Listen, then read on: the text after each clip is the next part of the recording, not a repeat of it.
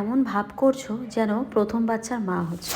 বাচ্চাটা প্রথম হোক বা দ্বিতীয় হোক, মা হওয়ার অনুভূতিটা কিন্তু সেই প্রথমের মতনই। তবে আমি তো বলবো প্রথম বাচ্চার চেয়ে দ্বিতীয় বাচ্চা হওয়ার সময় কাজের চাপ, চিন্তা আর ভয় সব কিছু যেন একেবারে আঁকড়ে ধরে। যখন আমার প্রথম বাচ্চা পেটে ছিল তখন মনে শুধু একটাই ভয় ছিল, কিভাবে ডেলিভারিটা হবে, ব্যাস এইটুকু।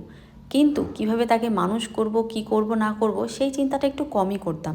ইদানিং এই চিন্তাটা একটু বেশি হচ্ছে যে প্রথম বাচ্চার তো কেয়ার নিতেই হবে, তারপরে সংসারের এত চাপ, এত কাজকর্ম, তারপরে দ্বিতীয় বাচ্চা মানুষ করা খুব একটা কিন্তু মুখের কথা নয়।